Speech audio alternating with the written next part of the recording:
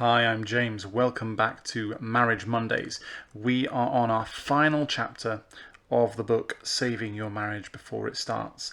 And the final chapter is entitled, Are You and Your Partner Soulmates? So, to answer that question, I'm going to open up, as they did in the book, with looking at a quote from Anne Frank. She said, I feel utterly confused. I don't know what to read, what to write, what to do.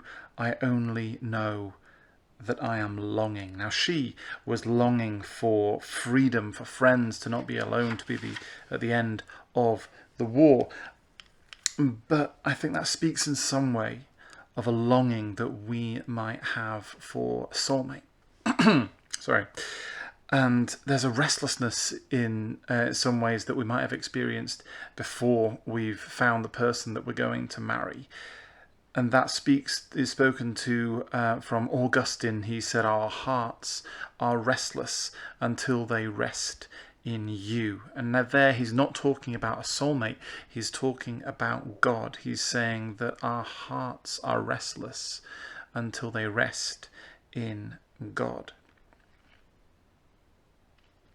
You see, a soulmate can almost reach some kind of mythical stance, because at some point in life growing up, they're imaginary. They're the person in the end when we grow up that we'll marry, and then it'll all be happily ever after because we live in a fairy tale, apparently.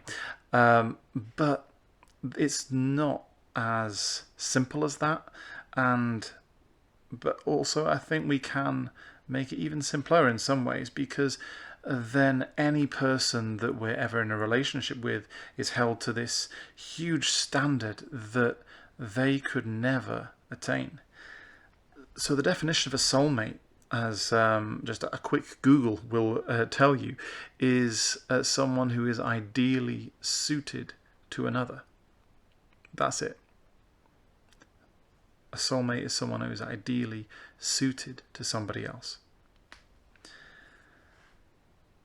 So let's take away the facade of the whole soulmate thing for a moment, because from the bare bones of it, marriage is a reflection of God's relationship with the church. It says in the Bible, as a bridegroom rejoices over his bride, so will your God rejoice over you. The bridegroom is God, and he's rejoicing over the bride, which is the church. And if you're not in the church, if you're not a believer, that's okay. It's still open to you, as the church is still open to all. So marriage is a reflection of God's relationship with the church, God's relationship with the world. So I'd like to have a look for the rest of the video just at two different points, two different aspects of God's character, his faithfulness and forgiveness, and how we can get something from that and put that into our marriage. So let's look at faithfulness to begin with.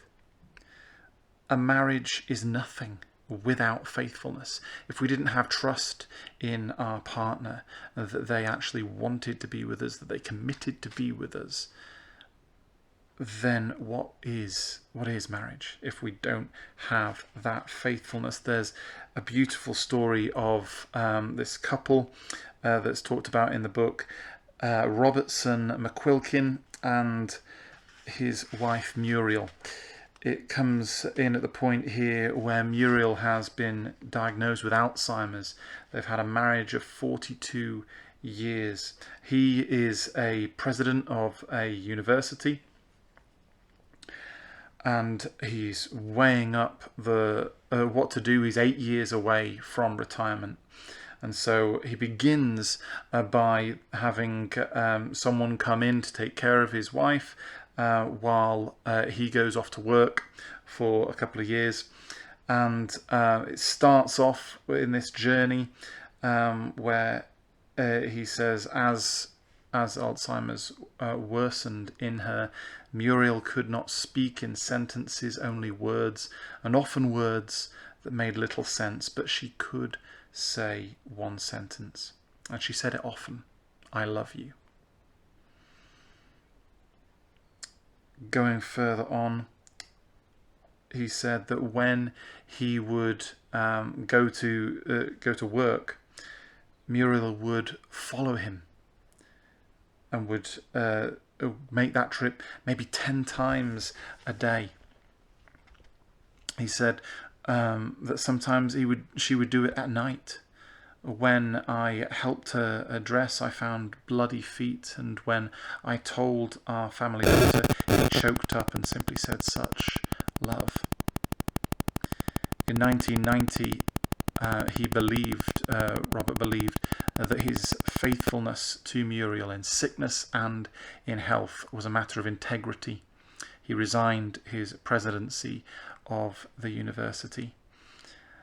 And he said, daily I discern new manifestations of the kind of person she is. I also see fresh manifestations of God's love, the God I long to love more fully.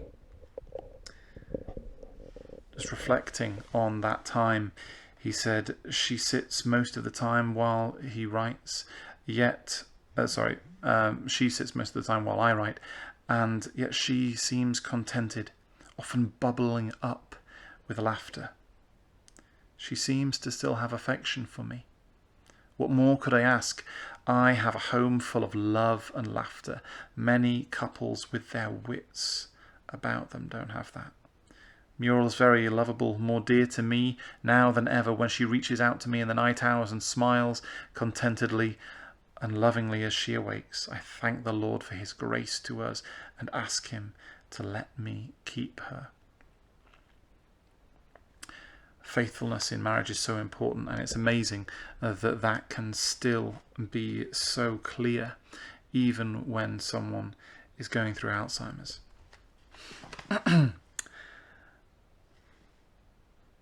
It's so important to have that sentiment, isn't it, that we commit to someone through thick and thin. We commit to our spouse through thick and thin. And that is really a story showing that they did that in their marriage. And that also comes from the character of God, that He wants to commit to that relationship with each and every one of us through whatever may happen. And now looking at forgiveness. Forgiveness is a daily choice in marriage. I don't know about you, but growing up thinking about marriage, I thought this dream of marriage was that you'd be in a relationship with someone, you'd never argue, you'd like all the same things, and it would just be easy. And for anyone who has been married, maybe even a day to 24 to a week, will realise that that's not quite true. That doesn't mean to say that there's something wrong. That is just because a marriage is the union of two imperfect people. So of course there are going to be arguments. You've got two different careers, you've got two different life goals, ambitions, and all of that. But every day is scattered with opportunities to carry a grudge. Every day is scattered with opportunities to carry a grudge or to forgive a wrong. And it's up to us each day, each moment, which choice that we make. And the forgiveness that we offer and that we receive in marriage is just a reflection, it's a mirror image of the forgiveness that we are offered by God. I hope that is helpful to some of you. I'm going to be back again next week looking at how to tend the soul of your marriage. And that will be the final video on this book. And we'll be looking at another one in the coming weeks. But for now, thank you so much for listening. God bless. I'm praying for you. See you soon.